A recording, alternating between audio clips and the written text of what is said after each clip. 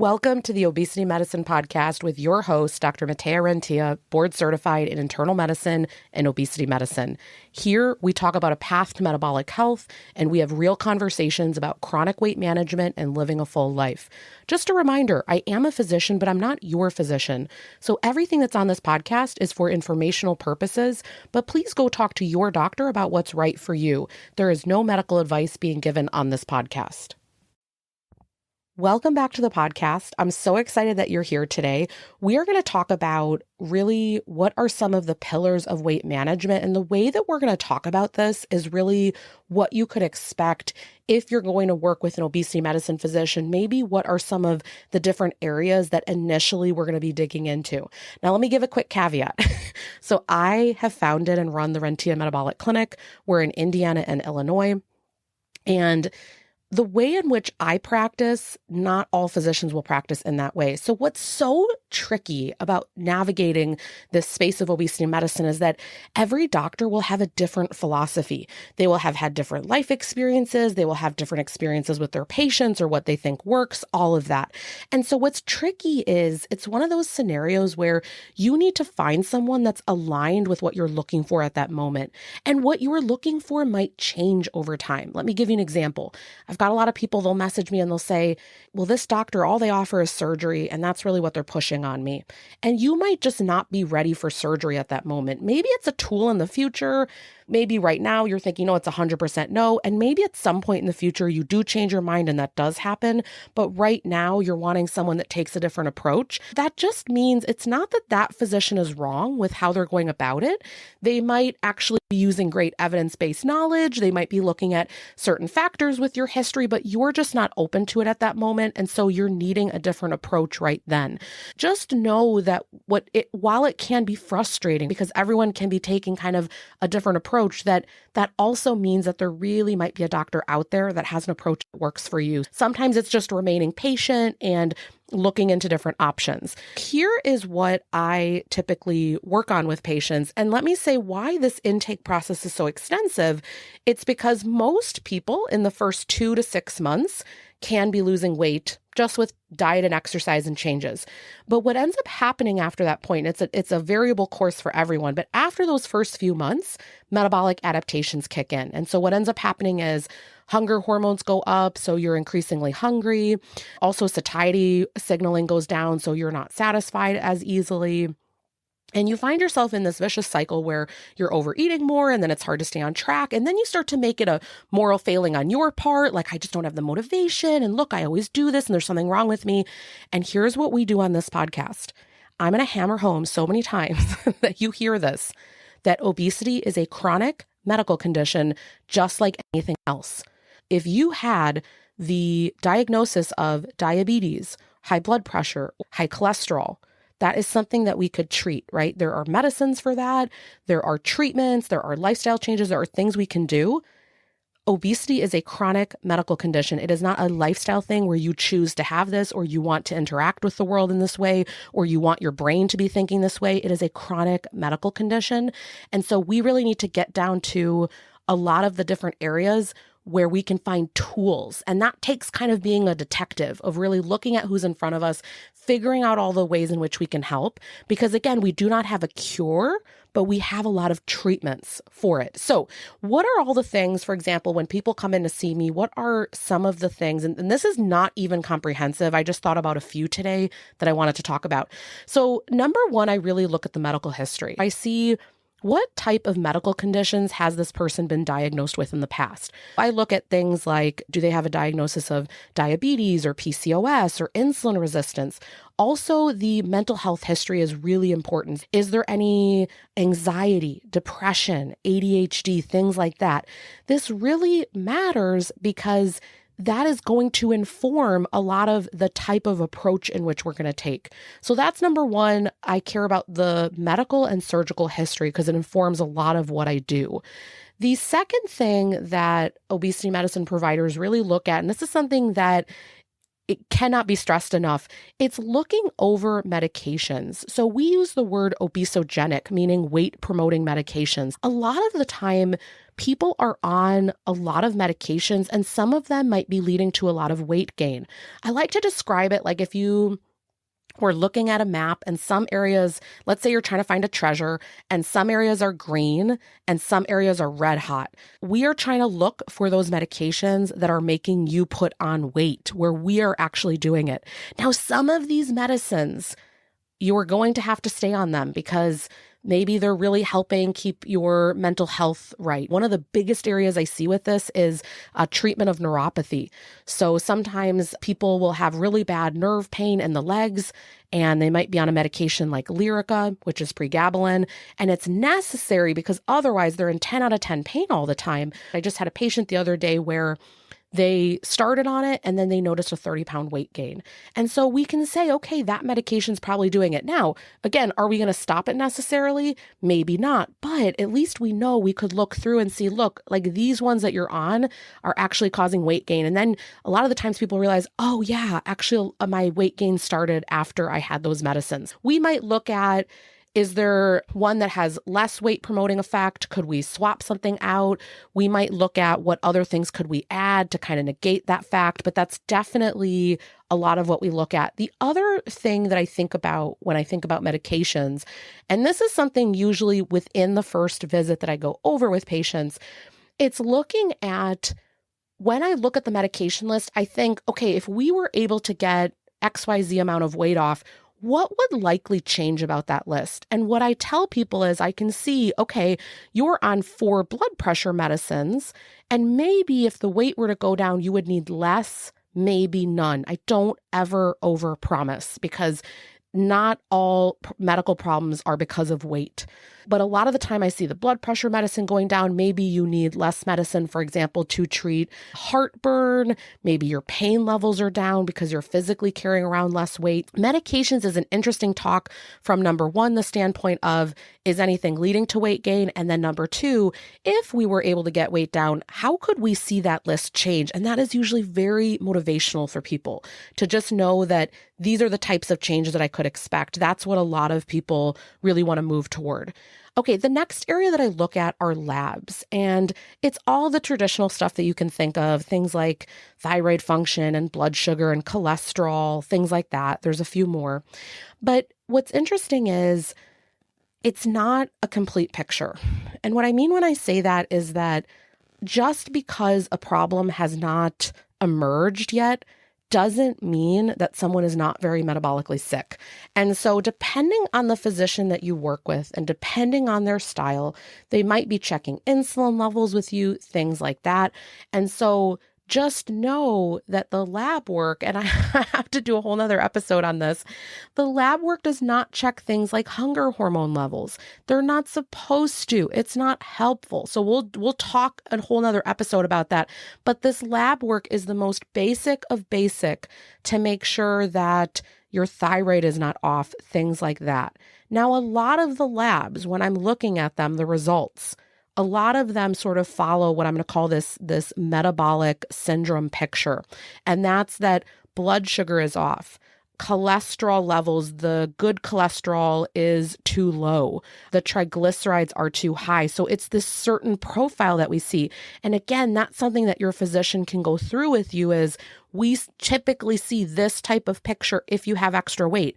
Some of you will have a clinical picture that does not fit that. And again, that is something that you want to know that, no, you're actually not fitting that picture. Maybe there's actually more of a genetic syndrome or something else happening. So again, it's a very helpful thing to really go over lab work with your physician.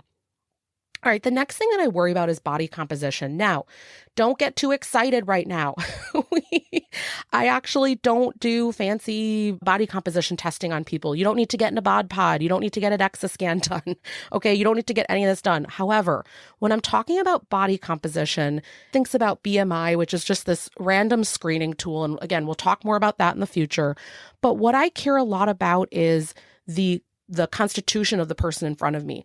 So for example, if we sit there and do measurements, one of the things that is the simplest thing that no matter what your access level to care is that you could do right now is to figure out what your waist circumference is.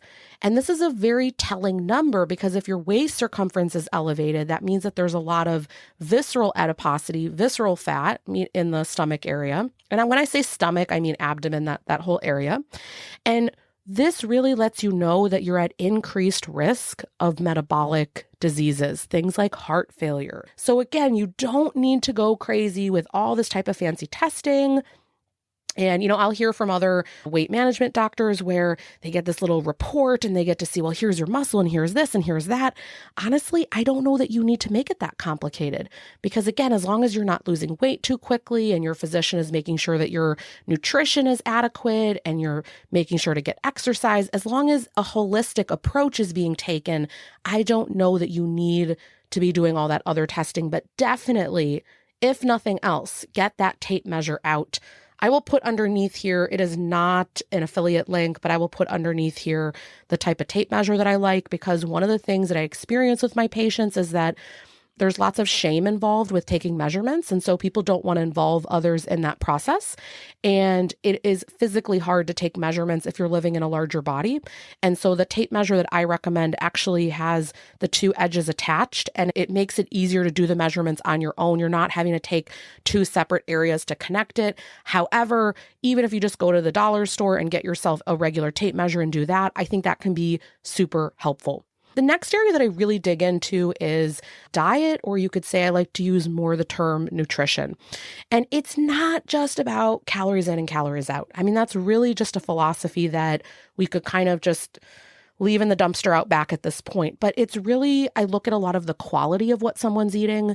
I look at if they're having a lot of ultra processed food. I'm interested in if they're having sugary sweetened beverages. I'm interested in how much water they're taking in. Are they eating out or bringing food in often? Also, their eating patterns. Are they eating in front of the TV? Are they eating with people? Are they eating mindfully? Are they listening to their hunger cues? I think you can see how I just brought up so many things that could be like 10 hours of talking to someone. And a lot of who I get to help with this, I have registered dietitians on my team. And so you're working closely not only with me, but with them. And you can see how there's a lot more that goes into this than just the calorie number that you're eating. And we'll talk in future episodes how the quality of the food you're eating actually affects your gut microbiome, and that affects how many calories you absorb. So there's so much more complexity here than just the number that you're eating. So definitely quality. And we're going to talk about all of this in episodes to come. The next area that I look into is, or you could say exercise. So the only difference between those terms is that movement is just generically whatever you're doing. Exercise is a planned time where you do a type of activity. And the reason why this becomes important, and I do take a stepwise approach with people. So we're not hitting exercise hard week one. Okay. That's just like not, we kind of take a stepwise approach as far as what we do. But the reason why this matters, there's this percentage of your metabolism that if you're moving more, it is easier to maintain weight. It is easier for your energy balance. You might be maintaining muscle more or building muscle. Your stress levels might be improved. This is one of those areas where when someone's ready, we definitely build it out. But it's something that can't get missed and forgotten for too long. Otherwise, you end up in a scenario where weight's down, but you lost it at the cost of a lot of muscle. And so then when you're at whatever weight you think is your goal weight, number one, physique-wise, you're actually not very happy with where you end up. I call that body composition. You're not very happy with it. And number two, you end up in this scenario where it's just less and less and less that you can eat. So this is a very important part. And I just see on the first visit, where are you at with that, right? Because everyone is at a different place with this. Some people have absolutely no movement. Others, they're actually exercising a lot and they're so frustrated because they're not losing weight. Again, we're going to dig into this in future episodes that honestly, a ton of exercise is really not the main way to lose weight. It's really great for weight maintenance and for mental health and for maintaining muscle and a lot of other things, but it's not the first place that I start with people day one, but I want to know where they're at so we can rather quickly start to bring that in. I've got a few more areas here that I look at. And again, these were just the biggest ones that I thought of. Of course, there's others. The next one that I have is stress levels. So this, and we could kind of combine stress levels with the one at the end of the list here that I have is sort of this mental and emotional health. What I'm really looking at here is, does your work environment work for you, or are you stressed out 24/7? What do your family dynamics look like? Do you have good coping strategies? So really looking at, for example, do you have supports in your life where, let's say you want to make a bunch of changes, is that even possible or realistic right now? And this matters because people's bandwidth, it's different at different times in their life. So when patients come in to work with me, literally, and they just spontaneously tell me this, but they might be in a scenario where now they're an empty nester and they feel like, I actually can do the things probably that you're going to ask me to do. I was so busy. For example, maybe you are a single parent right now and you have young kids. And while you might want to do a lot of these things, and we will always be able to find the next step for you, it might be hard to suddenly take on a bunch of new things. Or you might be in a spot in life where you say, no, I'm really ready for all these things. So it's really critical for your physician to know where you're at with this so that they can actually recommend the next step for you. So again, I look at what kind of supports exist. I look at, are you able to advocate for yourself in those scenarios? Where is it that we're going to have to provide more help to you? Because of course, if you're sitting there stressed all the time and you're sort of, I use the term like time poor, maybe you're running around to things all the time. We're going to have to create different nutritional plans for you, different tools for you. We can work that out. We just need to know what we're working with. And this is why I'm a fan of you working with a clinic where it's high touch, where they're really working with you a lot, because there's no one size fits all. You can already see from the list we did, there's no universe where you are ever matching similarly to anyone else around you. So we really need to take that into account. Okay, so then the last one that I have on here, because we already talked about the mental emotional aspect and coping strategies, things like that, how resilient you are. The other one that the last one I'm going to put on here, just big areas that I look into, it's going to be sleep. And the sleep quality is so important because it has a big part in our hunger hormone regulation and a lot of other things, also our mental health, just a lot of things. It goes beyond assessing for things like sleep apnea. So are you snoring? Are there periods where people witness that you stop breathing? Do you have morning headaches? I mean, we have lots of questionnaires that we do. It goes beyond that though. And it also goes into, is your sleep fragmented? Do you actually feel restored in the morning? Sleep is so complicated. And I have to tell you, I have a real passion working through these things with people because I do find that although I'm not in primary care here with my clinic, it has a lot of intersection with weight. And so if things are affecting your metabolic health, your weight management, those are likely things we're going to dig into. And so a very practical first step could be if you're working with maybe just a primary care doctor that's not working as much on weight with you, you could start to just see, do I need to get a sleep study done? You could ask them like, hey, I don't feel rested in the morning, or I'm snoring. Do you think a sleep study is needed? Things like that. That could be a really good first place to start. So kind of just to summarize here, I hope that this episode really helped you to see that there's a lot that needs to be looked at as far as why things might be happening in a certain way for you, and then different areas that we could dig into. And believe it or not, this list is in no way comprehensive because we didn't dig much into psychosocial aspects. There's just so much more that we're going to talk about in episodes to come. But I want you to hear this list today, and maybe something that you could take out of it is, wow, this is actually really complex. There's likely a reason that I haven't been able to simply solve this on my own up to this point.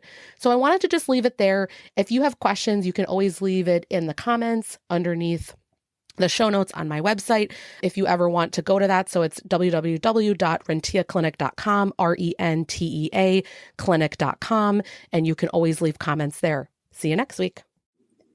That marks the end of today's episode, but if you're newer to the podcast, I want to tell you about something that we have, and it's a free podcast roadmap. So this is perfect for any of you that are listening where you want to be directed to very specific episodes. So let's say that you are just starting out and you want to know, what should I do right when I start on the medications? Or you're experiencing certain side effects on the GLP-1s, or you want to know what to do if you're in a plateau, or if emotional eating is taking over, or if hunger levels are high. So we have many different categories of episodes that we've talked talked about, because there's a lot at this point. So if you want to be able to navigate that very easily, we have it broken down by category and also the episodes that are there, and we hyperlink to everything. So you can just click on it and find the episode, easy peasy. If you want that, you can go to renteaclinic.com/podcast roadmap. We'll have it linked right here underneath the show notes where you're listening. And you can go ahead and get that free resource so that it makes it easy for you to navigate, because I know that it's really hard when someone has an established podcast. I am such a podcast fiend. I'm listening to podcasts all day long. And when I find one that I love, but there's a lot that are out there, I am so lost. So I hope that you enjoy this free podcast roadmap. Again, the link to get to that is going to be renteaclinic.com/podcast roadmap. I hope this is helpful, and let me know if you have any questions.